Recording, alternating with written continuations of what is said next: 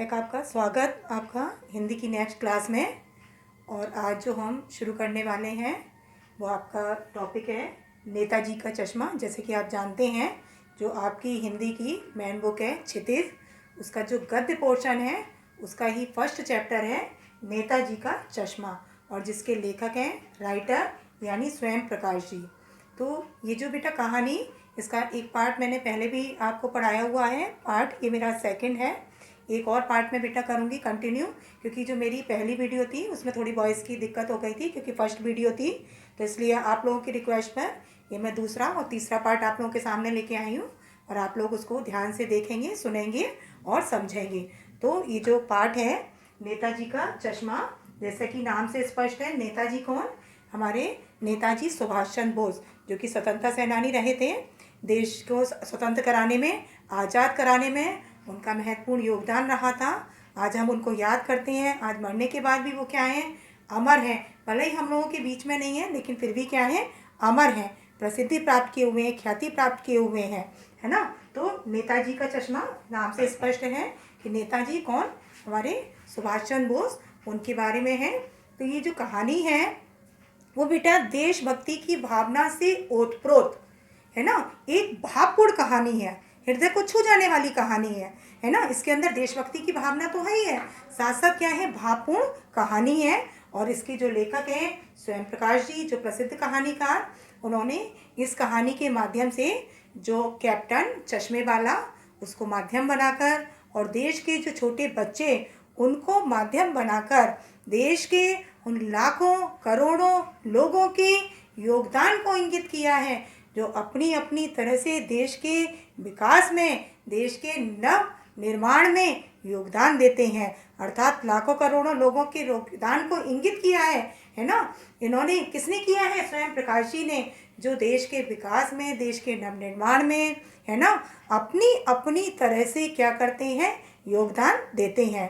तो ये जो कहानी देशभक्ति की भावना से ओतप्रोत है, क्योंकि तो इसके लिए हमें पहले जानना जरूरी है कि देशभक्ति की भावना है क्या, क्या होती है देशभक्ति की भावना, देश प्रेम क्या है। तो उसके लिए बेटा समझने की आवश्यकता आपको कि बेटा देश क्या है, किसी एक व्यक्ति विशेष से नहीं बनता। देश जो बनता है वहाँ रहने वाले लोगों से, पेड़ पौधे, पशु पक्षी, जीव जंतु, इन सब से क्या बनता है? देश। और इनसे जो प्रेम करते हैं, इनसे जो लगाव रखते हैं, इनके हित के बारे में जो सोचते हैं, ऐसे कार्य करते हैं कि जिससे देश का विकास हो, देश तरक्की हो, देश का नाम रोशन हो, वही क्या कहलाती है? देशभक्ति की भावना। देशभक्ति जरूरी नहीं है बेटा कि हम स्वतंत्रता सेनानी हो या फौजी हो तभी क्या है हमारे अंदर देशभक्ति की भावना, ये जरूरी नहीं है ना। देशभक्ति की भावना तो हम किसी भी रूप में आप परिलक्षित कर सकते हैं, दिखा सकते हैं। हम यदि पढ़ाई में अच्छे अंक ला रहे हैं तो भी क्या है? देशभक्ति की भावना है। हम खेल कूद में सक्रिय रूप से भागीदारी निभा रहे हैं, जैसे धोनी वगैरह है ना, तो क्या है? वो भी क्या है? देशभक्ति की भावना है।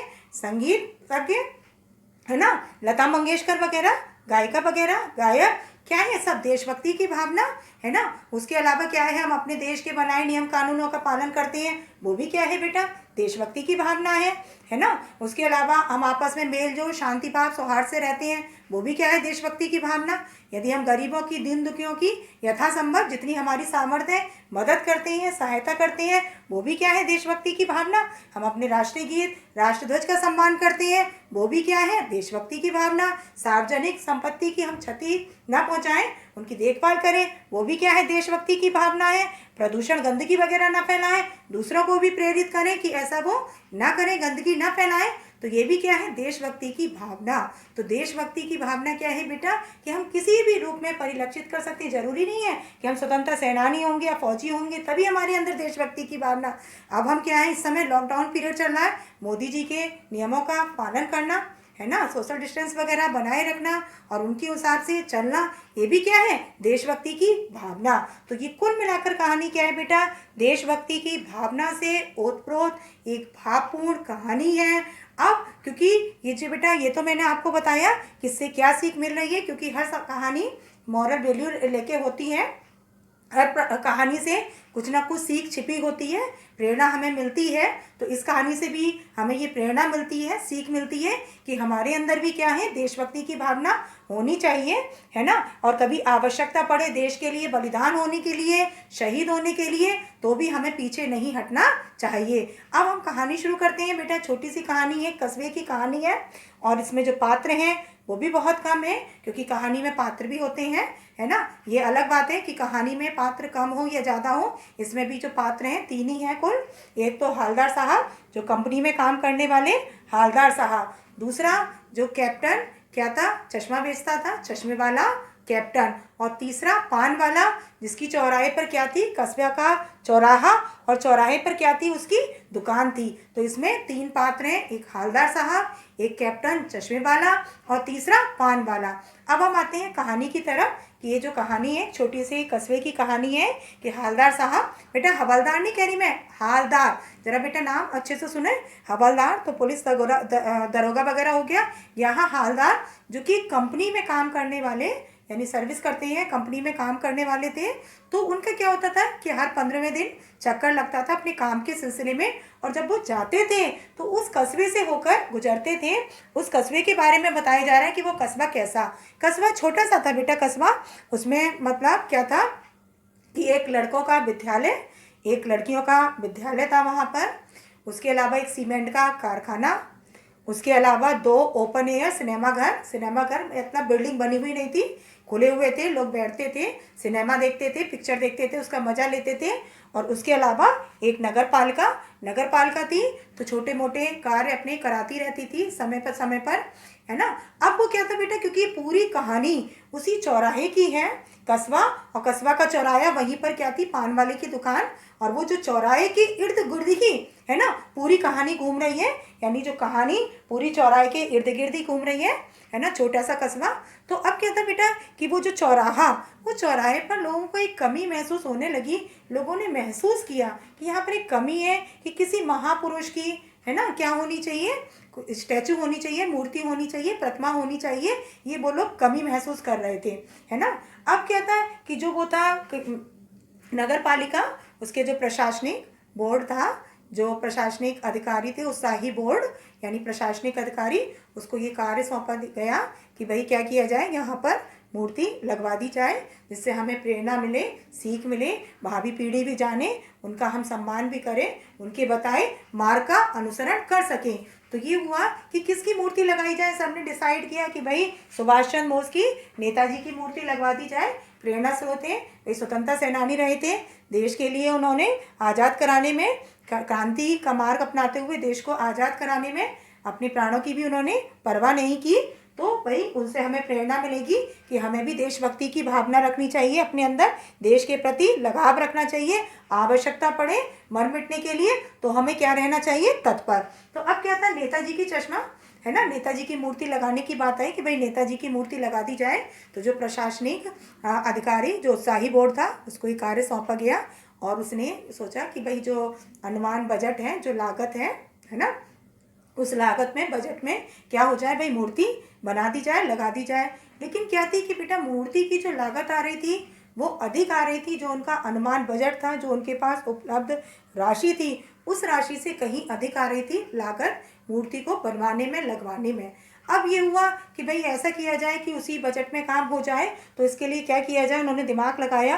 तो उन्होंने सोचा कि भाई ऐसा किया जाता है कि भाई किसी अपने यहीं जो स्थानीय है ना, यहीं रहने वाला कोई व्यक्ति, उसको एक कार्य सौंप दिया जाए। तो लोगों का दिमाग किया कि भाई मास्टर हैं मोतीलाल जी, जो क्या है ड्राइंग के अध्यापक हैं, जो स्कूल विद्यालय उसमें क्या है ड्राइंग के अध्यापक हैं, तो भाई उन्हीं को ये कार्य सौंप दिया जाए। उनको बुलाया गया, उनसे पूछा गया, है ना। और ये हुआ क्योंकि समय भी निकलता जा रहा था, ये हुआ महीने भर में बना दी भी जाएगी और उसी लागत में बन भी जाएगी अनुमान बजट में।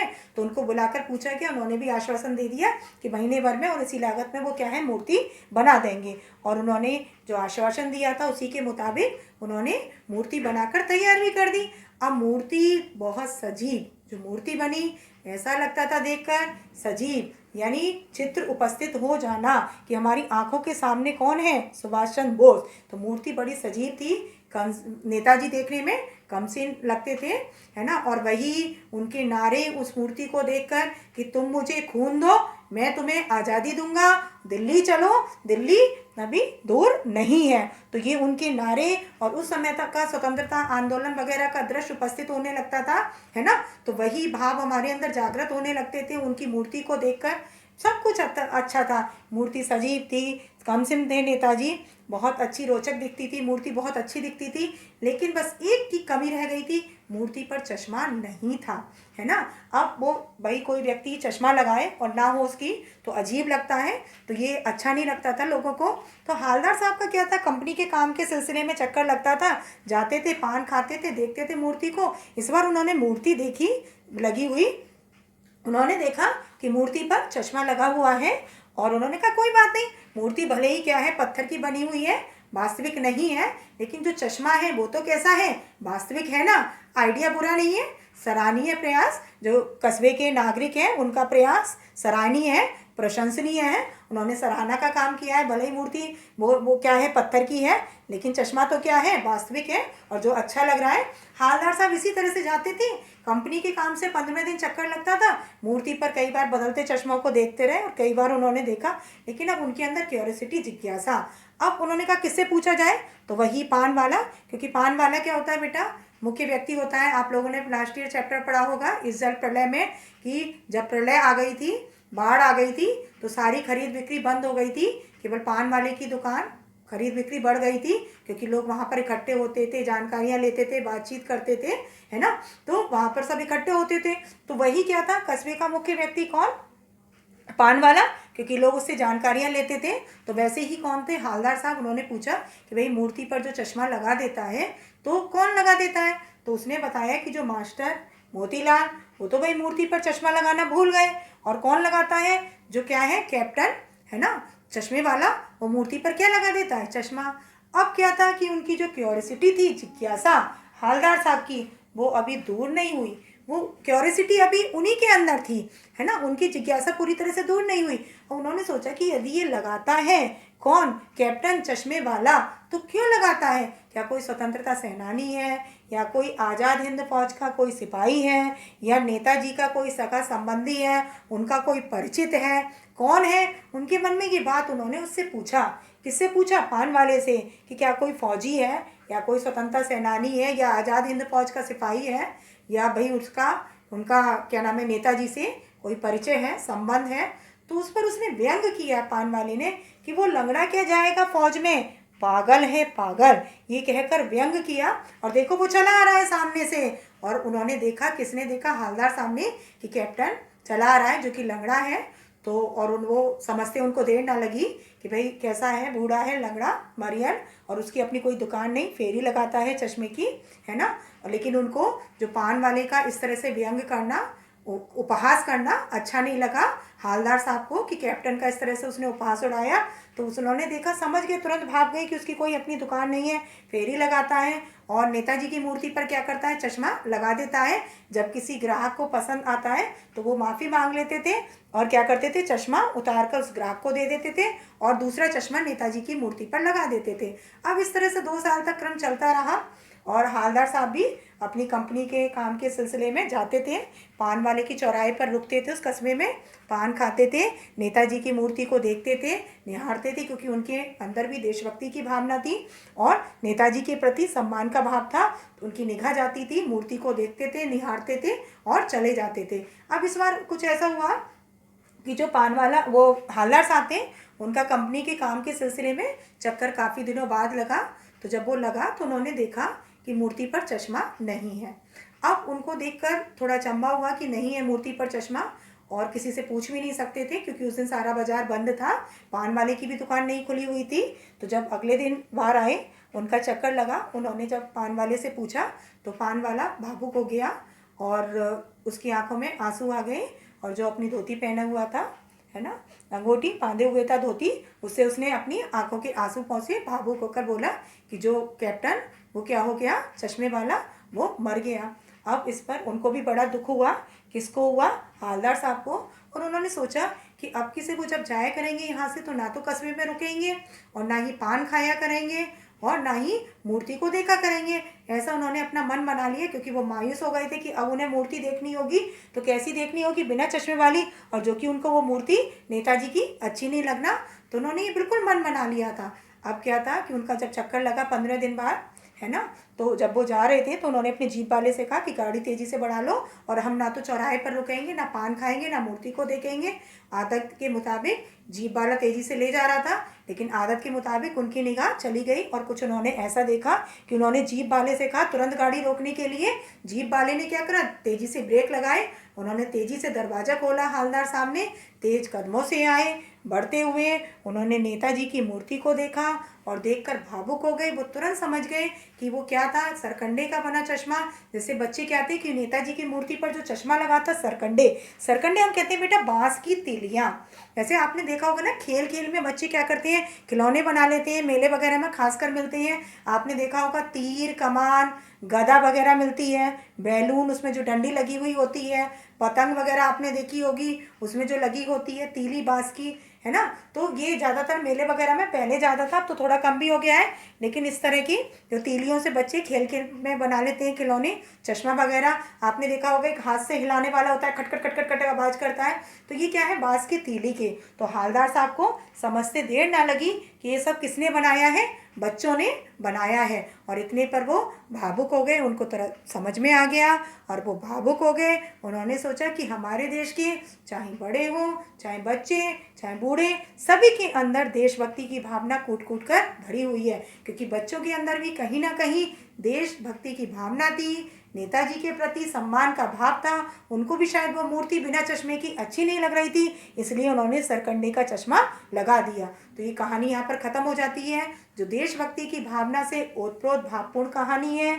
स्वयं प्रकाश जी इसके लेखक। इस कहानी के माध्यम से उन्होंने बच्चों के माध्यम से और कैप्टन चश्मे वाले के माध्यम से देशभक्ति की भावना को उजागर किया है कि देशभक्ति की भावना बेटा जरूरी नहीं है कि हम सीमा पर तैनात हैं, फौजी हैं, स्वतंत्रता सेनानी, तभी हमारे अंदर देशभक्ति की भावना। हम बेटा किसी भी रूप में अपनी देशभक्ति की भावना को परिलक्षित कर सकते हैं। जैसे मैंने भी बताया, लॉकडाउन पीरियड आप मोदी जी के नियमों का पालन कर रहे हैं, फॉलो कर रहे हैं, वो भी क्या है, देशभक्ति की भावना। तो ये हमारे अंदर होनी चाहिए। तो ये कहानी हमें एक सीख देती है कि हमारे अंदर देशभक्ति की भावना होनी चाहिए, और वो भावना ऐसी होनी चाहिए कि कभी क्या हो बेटा कि हम ऐसे कार्य करें कि जिससे देश का सम्मान बढ़े। आप लोगों ने एक चैप्टर लास्ट ईयर पढ़ा होगा कि शंकर जैसे लड़के या उमा जैसी लड़की, रीढ़ की हड्डी किसकी ज़रूरत है। तो वहाँ पढ़ा था ना कि कैसी उमा जैसी लड़की, जो कैसी हो, पढ़ी लिखी, सुशिक्षित, संस्कारी। जबकि शंकर कैसा था, पढ़ा लिखा था, लेकिन उसकी सोच कैसी थी, संकीर्ण थी, छोटी थी, है ना। ऐसी मानसिकता वाले लोग रहेंगे तो देश क्या होगा, पतन के गर्त में चला जाएगा। और जहाँ उमा जैसी लड़कियाँ होंगी तो वो देश क्या है, निश्चित रूप से क्या है, विकास की दौड़ में आगे रहेगा। तो ये कहानी हमें सीख देती है बेटा कि हमारे अंदर भी देशभक्ति की भावना होनी चाहिए, और वो देशभक्ति की भावना ऐसी होनी चाहिए कि यदि आवश्यकता पड़े मर मिटने के लिए, तो भी हमें देश के लिए मर मिटने के लिए तत्पर रहना चाहिए, हमें तैयार रहना चाहिए। तो ये जो कहानी, छोटी सी कहानी, पात्र भी इसमें बेटा अधिक नहीं है, केवल 3 ही पात्र हैं। एक हालदार साहब, दूसरा कौन, चश्मे वाला कैप्टन, और तीसरा कौन, पान वाला। तो बेटा आप लोगों को ये कहानी समझ में आई होगी। अब हम इसके आगे बढ़ते हैं बेटा, क्वेश्चन आंसर की तरफ अब बढ़ते हैं, और आप लोग देखिएगा कि आपको समझ में आई है कि नहीं। यदि आप क्वेश्चंस के आंसर्स दे पा रहे हैं, खुद से बता पा रहे हैं, तो आपको समझ में आ जाएगा कि आप लोगों को चैप्टर अच्छे से समझ में आया है। तो बेटा अब क्वेश्चन आंसर की ओर हम बढ़ते हैं, अपने क्वेश्चन आंसर की ओर बढ़ते हैं। तो बेटा क्वेश्चन आंसर की तरफ हम लोग बढ़ते हैं। क्वेश्चन आंसर हमारा पहला क्वेश्चन जो पाठ से संबंधित, अभी आप लोगों ने जो कहानी सुनी, समझी, उसी से ही रिलेटेड है। यदि आप लोगों ने बेटा चैप्टर अच्छे से समझा होगा तो निश्चित रूप से आपको क्वेश्चन का आंसर भी आएगा। अपने आप देने की भी कोशिश करना। और वैसे मैं एक्सप्लेन कर रही हूँ बेटा, यही आपके नोट्स हैं बेटा, इनको आप अपनी अभ्यास यानी फेयर कॉपी पर कर सकते हैं, है ना। मैं बेटा आपको समझाती जा रही हूँ और इसी को ही आप देखिए, सुनिए, समझिए और अपनी फेयर कॉपी पर करते जाइए। तो पहला क्वेश्चन है कि सेनानी ना होते हुए भी चश्मे वाले को लोग कैप्टन क्यों कहते थे। कि सेनानी ना होते हुए भी चश्मे वाले को लोग कैप्टन क्यों कहते थे। तो सेनानी नहीं था, है ना, कौन, कैप्टन चश्मे वाला, वो तो लंगड़ा था ना, है ना, तो क्यों कहते थे। तो इसका बेटा आंसर कि सेनानी ना होते हुए भी लोग चश्मे वाले को कैप्टन इसलिए कहते थे क्योंकि वो क्या था, बूढ़ा था, लंगड़ा था, मरियल था, और क्या करता था, फेरी लगाता था बेटा, चश्मा बेचता था, है ना। तो कुछ लोग तो क्या करते थे बेटा, उसका उपहास उड़ाने के लिए, उसका मजाक उड़ाने के लिए, व्यंग करने के लिए उसको क्या कहते थे, कैप्टन कहकर बुलाते थे। लेकिन क्योंकि उसके अंदर देशभक्ति की भावना भी थी और साथ साथ क्या था, स्वतंत्रता सेनानी के प्रति सम्मान का भाव भी था, है ना, यानी नेताजी के प्रति क्या था, सम्मान का भाव भी था, इसलिए भी लोग उसको क्या कहते थे, कैप्टन कहकर पुकारते थे। तो इसमें दोनों बातें आएंगी, इसमें आपको बेटा दोनों देना होगा, तभी आपका क्या होगा, आंसर कंप्लीट होगा। कि सेनानी ना होते हुए भी चश्मे वाले को लोग कैप्टन इसलिए कहते थे क्योंकि वह कैसा था, बूढ़ा था, लंगड़ा था, मरियल था, सर पर गांधी टोपी लगाता था, आंखों पर काला चश्मा लगाता था, सर पर क्या लगाता था, गांधी टोपी, और आंखों पर क्या लगाता था, काला चश्मा, और फेरी लगाता था। तो कुछ लोग क्या करते थे, उसका उपहास उड़ाने के लिए, उसका व्यंग करने के लिए, मजाक करने के लिए क्या करते थे, कुछ लोग क्या कहते थे, उसको कैप्टन कहकर बुलाते थे। लेकिन क्योंकि उसके अंदर देशभक्ति की भावना भी थी, नेताजी के प्रति सम्मान का भाव भी था, इसलिए भी लोग उसको कैप्टन कहकर पुकारते थे। तो ये है हमारे पहले क्वेश्चन का आंसर, जिसे बेटा नोट्स ही आपके अभ्यास कॉपी पर करते जाना कंप्लीट। उसके अलावा हालदार साहब ने ड्राइवर को पहले चौराहे पर गाड़ी रोकने के लिए मना किया, कि पहले उनका जो अपना ड्राइवर था उससे उन्होंने चौराहे पर गाड़ी रोकने के लिए मना किया था, लेकिन बाद में तुरंत रोकने को कहा, लेकिन बाद में तुरंत कहा कि गाड़ी रोक दो। तो उसने, जीप वाले ने ब्रेक लगाए थे ना, तो हालदार साहब पहले मायूस क्यों हो गए थे, तो हालदार साहब पहले मायूस क्यों हो गए थे, क्योंकि क्या था बेटा कि मूर्ति पर मास्टर तो मोतीलाल मूर्ति पर चश्मा लगाना भूल गए थे, कैप्टन क्या हो गया था, मर गया था। तो क्या हुआ था, उनको लगा था कि अब वो जब भी मूर्ति देखेंगे कैसी देखेंगे, बिना चश्मे वाली, और जो कि मूर्ति उनको क्या नहीं अच्छी लगती, बिना चश्मे वाली। तो पहले वो मायूस इसलिए हो गए थे कि उन्होंने ये सोचा कि अब जब भी वो देखेंगे मूर्ति तो कैसी देखेंगे, बिना चश्मे वाली मूर्ति, और जो कि बिना चश्मे वाली मूर्ति देखना उनको पसंद नहीं था। तो वो इस बात पर पहले मायूस हो गए थे। तो क्वेश्चन आपका कि हालदार साहब पहले मायूस क्यों हो गए थे, तो हालदार साहब पहले मायूस इसलिए हो गए थे क्योंकि उन्होंने सोचा कि अब वो जब भी मूर्ति देखेंगे तो कैसी देखेंगे, बिना चश्मे वाली मूर्ति, किसकी, नेताजी की, और जो कि उनको देखना पसंद ना था। अब मूर्ति पर सरकंडे का चश्मा क्या उम्मीद जगाता है, इसी का ही दूसरा पार्ट है कि मूर्ति पर जब सरकंडे का उन्होंने चश्मा देखा, जैसे बच्चे बांस की तीलियों से खेल खेल में बना लेते हैं, तो वो क्या उम्मीद जगाता है, तो वो उम्मीद जगाता था क्या, कि हमारे देश के चाहे बड़े हों, चाहे बुजुर्ग हो, चाहे बच्चे हों, सभी के अंदर देशभक्ति की भावना है, और क्या है, स्वतंत्रता सेनानियों के प्रति सम्मान का भाव। तो मूर्ति पर सरकंडे का चश्मा क्या उम्मीद जगाता है, भाई सरकंडे का चश्मा बच्चों ने लगाया था, क्यों, क्योंकि उनके अंदर भी कहीं ना कहीं देशभक्ति की भावना थी और नेताजी के प्रति क्या था, सम्मान का भाव। तो मूर्ति पर सरकंडे का चश्मा यह उम्मीद जगाता है कि हमारे देश के चाहे बड़े हो, बच्चे, बुजुर्ग, सभी के अंदर देशभक्ति की भावना कूट कूट कर भरी हुई है और स्वतंत्रता सेनानियों के प्रति सम्मान का भाव भरा हुआ है। अब आगे नेक्स्ट बेटा इसी का तीसरा पार्ट कि हालदार साहब इतनी सी बात पर भावुक क्यों हो गए, इतनी सी बात पर भावुक, जब उन्होंने मूर्ति पर सरकंडे का चश्मा लगा देखा तो इस बात पर वो भावुक क्यों हो गए, इसलिए हो गए कि उनके मन में बात आया कि हमारे देश के चाहे बच्चे, जो हमारी भावी पीढ़ी, वो भी क्या है, देश के प्रति लगाव रखती है और स्वतंत्रता सेनानियों के प्रति क्या, सम्मान का भाव। तो जिस देश में ऐसे लोग होंगे कि जिनके अंदर देशभक्ति की भावना होगी तो वो देश निश्चित रूप से विकास के दौड़ में अग्रसर रहेगा, आगे बढ़ेगा। तो हालदार साहब इतनी सी बात पर इसलिए भावुक हो गए कि उन्होंने सोचा कि हमारे देश की जो भावी पीढ़ी है, जो हमारे बच्चे भी हैं, उनके अंदर भी देशभक्ति की भावना है और स्वतंत्रता सेनानियों के प्रति कहीं ना कहीं सम्मान का भाव भी है। तो ये देखकर कि यदि हमारे देश में ऐसे लोग हैं, बच्चे हैं, भावी पीढ़ी हमारी ऐसी है, तो हमारा देश निश्चित रूप से विकास के दौड़ में अग्रसर रहेगा, है ना, देश निरंतर आगे बढ़ेगा। अब आगे बेटा कि नेक्स्ट क्वेश्चन है आशय स्पष्ट कीजिए। आशय का मतलब होता है अर्थ स्पष्ट करना, कि आपको अर्थ बताना है इन पंक्तियों का जो डबल इन्वर्टेड कॉमा में दी हुई है बेटा, कि डबल इन्वर्टेड कॉमा में कि स्पष्ट करना है इसका आशय कि बार बार सोचते क्या होगा उस कौम का जो अपने देश की खातिर घर गृहस्थी जवानी जिंदगी सब कुछ होम कर देने वालों पर भी हंसती है और अपने लिए बिकने के मौके ढूंढती है। तो पहले तो बेटा हमें ये बताना होगा कि किसने कहा था, ये किसका था, कि बार बार सोचते कि जब उसने व्यंग किया था, हंसी करी थी, उपहास किया था कैप्टन का, किसने किया था, पानवाले ने। जब पूछा था ना किसने, हालदार साहब ने, कि वो क्या है, कोई फौजी है या कोई स्वतंत्रता सेनानी है, उस पर उसने व्यंग किया था पानवाले ने कि वो लंगड़ा क्या जाएगा फौज में, पागल है पागल, ये कहकर क्या किया था, उसका व्यंग किया था, उपहास किया था, जो कि हालदार साहब को तनिक भी अच्छा नहीं लगा। कि तब वो उनके मन में ये बात आ रही है, हालदार साहब के मन में, वो अपने मन में ये बात सोच रहे हैं कि बार बार सोच रहे हैं अपने मन में, क्या सोच रहे हैं कि क्या होगा उस कौम का मतलब जाति का, कि जो अपने देश की खातिर घर गृहस्थी जवानी जिंदगी सब कुछ होम कर देने वालों पर भी हंसती है और अपने लिए बिकने के मौके ढूंढती है। तो यहाँ बेटा दो पक्ष में है अर्थ, एक तो उन लोगों के पक्ष में है कि जो अपने देश की खातिर क्या क्या अपनी घर गृहस्थी जवानी जिंदगी सब कुछ होम कर देते हैं। होम माने न्यौछावर कर देना, बलिदान कर देना, जो तो क्या करते हैं बेटा, परित की भावना से जीते हैं, परोपकार की भावना से जीते हैं, देश के लिए जीते हैं, जिनके अंदर मैं का भाव नहीं होता, हम का भाव होता है, उनके लिए तो वसुधैव कुटुंबकम का भाव होता है कि संपूर्ण वसुधा ही क्या है, उनका कुटुंब, उनका परिवार, यानी उनकी जो सोच होती है संकीर्ण नहीं होती, छोटी नहीं होती, वो निजी स्वार्थ के लिए नहीं जीते हैं,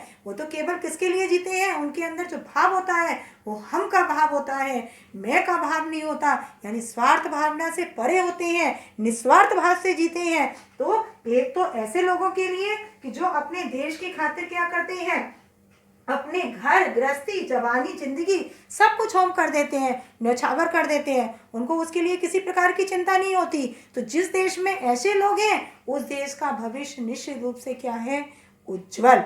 और इसके विपरीत कि और कुछ लोग कैसे हैं जो उन पर हंसते हैं और अपने लिए बिकने के नए मौके ढूंढते हैं। कुछ ऐसे भी हैं जो ऐसे लोगों पर क्या करते हैं, हंसते हैं, जो स्वार्थ भावना से जीते हैं, है ना, वो देश को क्या है अच्छा करने की नहीं सोचते, बल्कि देश को क्या है बिकने की ही सोचते हैं कि देश को ही बेच खाएं, है ना। और क्या करते हैं बेटा, ऐसे लोगों पर, देशभक्तों पर हंसते हैं, मजाक उड़ाते हैं। तो जिस देश में ऐसे लोग होंगे वो देश बेटा पतन के गर्त में चला जाएगा, उस देश का विकास नहीं हो सकता।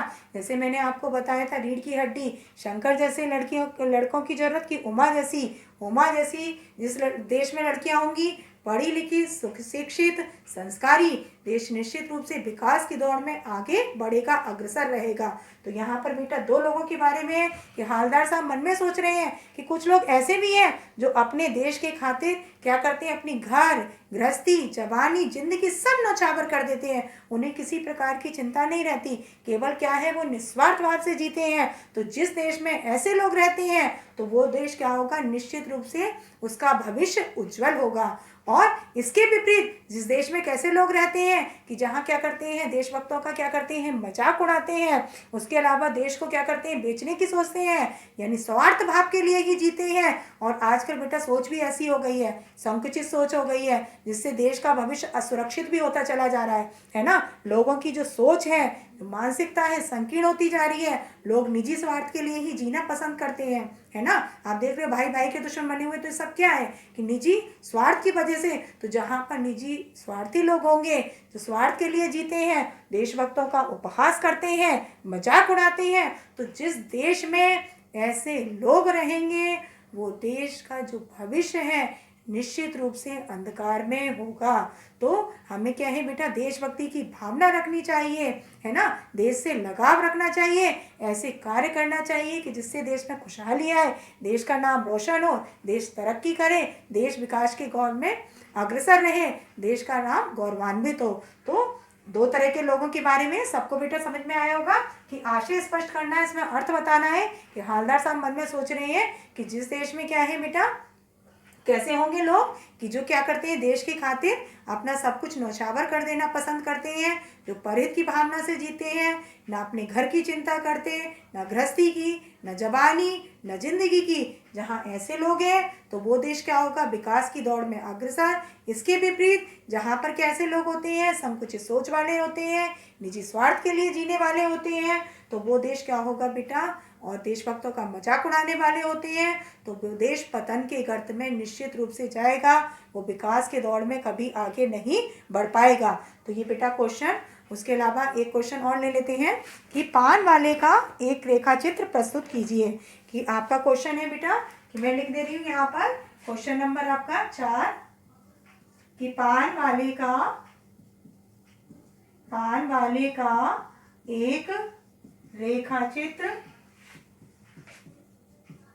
प्रस्तुत कीजिए। ये आपका हो गया क्वेश्चन नंबर 4 कि आपको पान वाले का रेखा चित्र, पान वाला कैसा था वो बताना है। कि पान वाला कैसा था, काला था, मोटा था, है ना, तौंद भी निकली हुई थी, जब हंसता था तो उसकी तौंद कैसी होती थी, थिरकती थी। उसके अलावा पान भी अधिक खाता था, जिसके कारण उसके दांत कैसे थे, काले लाल हो गए थे उसके दांत, किसके, पान वाले के। और कैसा था, व्यंग करने वाला था, उपहास करने वाला था, उसने कैप्टन का उपहास भी किया था, लेकिन भावुक भी था। जब बताता है वो हालदार साहब को कैप्टन की मृत्यु का, तो भावुक भी हो गया था। उसके अलावा कस्बे का मुख्य व्यक्ति भी था, सारी जानकारियाँ उसके पास रहती थी, लोग आते थे, पान खाते थे, है ना, और सारी जानकारियाँ लेते थे। तो ये है किसका, पान वाले का रेखा चित्र। कि पान वाला कैसा था, मोटा था, काला था, और दांत उसके दिखते रहते थे, मुस्कुराता रहता था, हंसी मजाक वाला करने वाला था, हंसी मजाक स्वभाव का था, व्यंग भी करता था, कटाक्ष भी करता था, है ना। उसने कैप्टन का, चश्मे वाले का कटाक्ष भी किया था, व्यंग भी किया था कि वो लंगड़ा क्या जाएगा फौज में, पागल है पागल। इसके अलावा भावुक भी था। जब वो हालदार साहब पूछते हैं कि मूर्ति पर चश्मा नहीं, तो वो बताता है कि कैप्टन जो क्या है, मर गया है, तो भावुक भी व्यक्ति था। उसके अलावा क्या था बेटा कि विनोदी स्वभाव का था, हंसी मजाक वाला था, और साथ साथ कैसा था, कस्बे का, चौराहे का मुख्य व्यक्ति, सारी जानकारियाँ रहती थी, लोग आते थे, पान खाते थे, और सारी जानकारियाँ हासिल करते थे। तो ये किसका है, पान वाले का एक रेखा चित्र। तो ये बेटा 4 क्वेश्चन कराए। मैं अपनी नेक्स्ट क्लास लूँगी, आगे के क्वेश्चन कंटिन्यू करूँगी, तब तक आप इसका रिवीजन करिए। थैंक यू बेटा।